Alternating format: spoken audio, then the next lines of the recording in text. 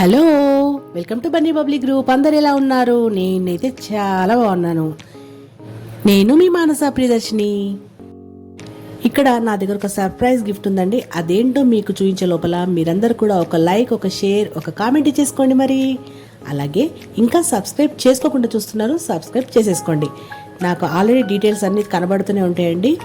ఇంకా ఒక 90% పీపుల్ కూడా సబ్స్క్రైబ్ చేసుకోకుండానే చూస్తున్నారు నా వీడియోస్ అనే విషయము నాకు తెలిసింది. So please subscribe. మా వారు నా కోసం ఒక సర్ప్రైజ్ గిఫ్ట్ అనేది ఆన్లైన్లో బుక్ చేశారు. నాకు తెలియదండి. సో ఆ యొక్క సర్ప్రైజ్ గిఫ్ట్ అనేది నాకు డెలివరీ బాయ్ వచ్చి ఇచ్చే వరకు కూడా నాకు తెలీదు. సో అసలు నేను చాలా ఎగ్జైట్ అయిపోయాను. అదేంటో ఇప్పుడు మీకు చూపిస్తాను, పదండి.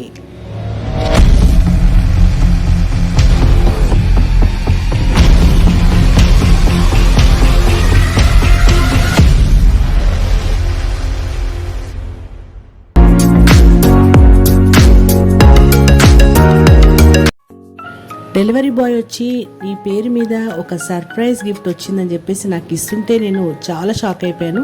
నాకెవరు పంపించారబ్బా అని చూశానమాట. సో నాకు తర్వాత మా వారు ఈ గిఫ్ట్ తీసుకున్న తర్వాత నాకు కాల్ చేశారు, నీకు డెలివరీ బాయ్ ఇచ్చాడా? సో నేనేది పంపించాను అని చెప్పేసి. నేను అసలు షాక్ అయిపోయాను. ఏంటి, నాకు ఏం సర్ప్రైజ్ గిఫ్ట్ ఇచ్చారబ్బా అని అనుకున్నాను. ఏంటబ్బా చెప్పు అని అంటే, లేదు నువ్వు అది ఓపెన్ చేసిన తర్వాత మళ్ళీ నాకు కాల్ చేయని చెప్పేసి అన్నారనమాట. సో నేను అసలు ఆతృతని ఆపుకోలేక, సరే ఫస్ట్ ఆఫ్ ఆల్ ఇది ఓపెన్ చేద్దాం ఏంటి ఇంతకు అనుకున్నాను అనమాట. మొత్తం ఆన్లైన్ పేమెంట్ అంతా చేసేసారు. డైరెక్ట్ ఆ డెలివరీ బాయ్ వచ్చి అలా ఇచ్చేసి వెళ్ళిపోయాడు అనమాట. సో తీరా చూస్తే ఒక బాక్స్ లాగా కనిపించింది. ఏముందొచ్చబ్బా అని మళ్ళీ ఆలోచనలో పడ్డాను. అయితే నాకు ఈ సర్ప్రైజ్ గిఫ్ట్ ఇస్తున్న విషయము నా ఒక్కదానికి మాత్రమే తెలియదండి. మా పిల్లలకి, మా వారు మా పిల్లలకు కూడా చెప్పారంట ఆల్రెడీ. సో వాళ్ళు కూడా లోపల ఏం తెలియనట్టుగానే చూస్తున్నారు. నాకు తర్వాత తెలిసింది ఈ విషయము.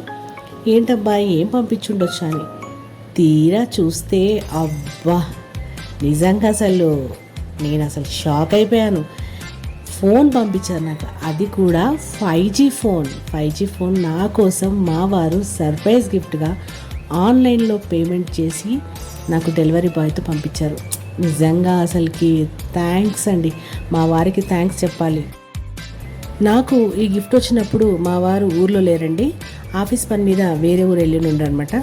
సో ఆ టైంలో అలా పంపడం అనేది నేను షాక్ అయిపోయాను.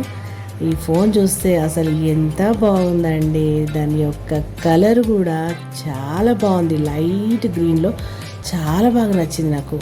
OnePlus అని చెప్పేసి ఇప్పుడు యాపిల్ తర్వాత నెక్స్ట్ పొజిషన్లో, అంటే నెక్స్ట్ ప్లేస్లో ఉన్నది ఈ యొక్క కంపెనీ ఏనంట.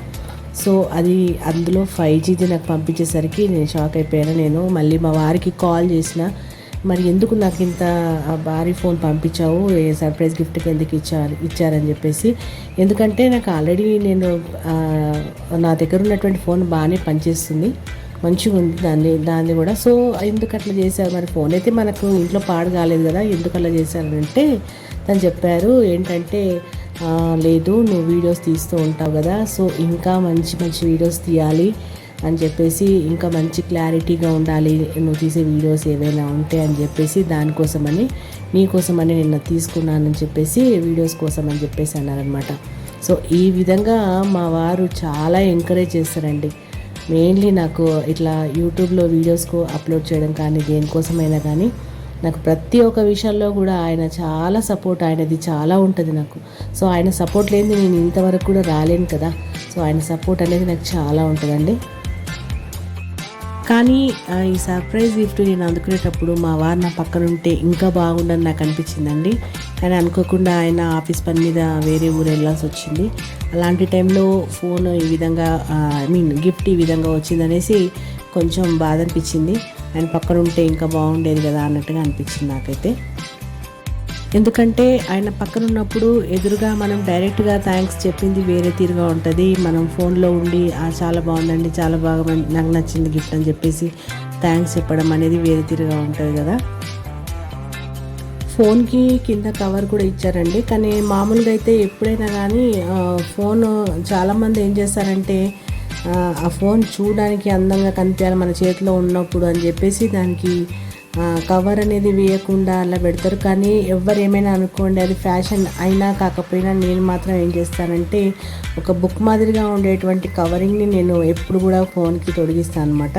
ఎందుకంటే సడన్గా మనము అన్ని వేలు పెట్టి ఫోన్ కొంటాం కదా, మరి అలాంటి టైంలో ఫోన్ సడన్గా కింద పడ్డా చేసిన ఎటువంటి స్క్రాచ్ అనేది రావద్దు అద్దం మీద అని చెప్పేసి, ఫోన్కి ఎటువంటి డ్యామేజ్ అవ్వద్దు అని చెప్పేసి కూడా నేను మామూలుగా అయితే ఎక్కువ ప్రిఫర్ చేసేది అది.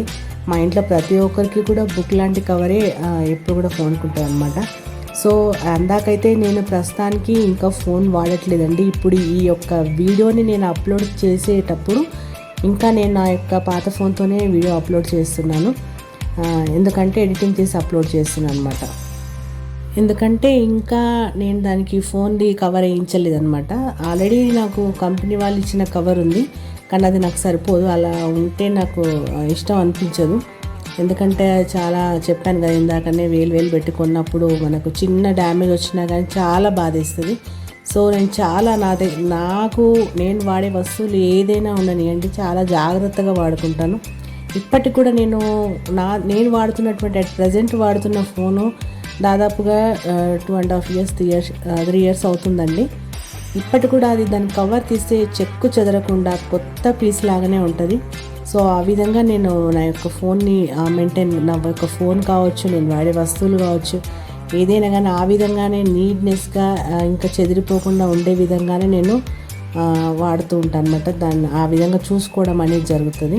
సో దీంట్లో కలర్ చూసారు కదా, ఇప్పుడు అది కవరింగ్ వేసాను కాబట్టి ఆ విధంగా ఉంది. కవర్ తీసి ఇంకా బాగుంది, లైట్ గ్రీన్ కలర్ అండి, చాలా బాగుంది. వీడియోస్ కూడా చిన్నగా అలా తీసి చూశాను. ఫ్రంట్ కెమెరా బాగుంది, బ్యాక్ కెమెరా కూడా చాలా బాగుంది. సో చూసారు కదా నా కొత్త ఫోను. ఇక ఇప్పటి నుండి కూడా నేను ఆ కొత్త ఫోన్తోనే వీడియోస్ చేయడం జరుగుతుంది. మీకు ఇంకా మంచి క్లారిటీగా ఆ వీడియోస్ అనేది చూపించడం జరుగుతుంది, నేను తీసే ప్రతి వీడియో కూడా. మరి ఈ వీడియో ఎలా ఉంది, మీకు నచ్చిందా? నచ్చితే ఒక కామెంట్, ఒక లైక్, ఒక షేర్ ఖచ్చితంగా చేయండి. ఇంకా సబ్స్క్రైబ్ చేసుకోకుండా చూస్తున్నట్లయితే ప్లీజ్ సబ్స్క్రైబ్ చేసేసుకోండి. ఓకేనా? Okay, bye.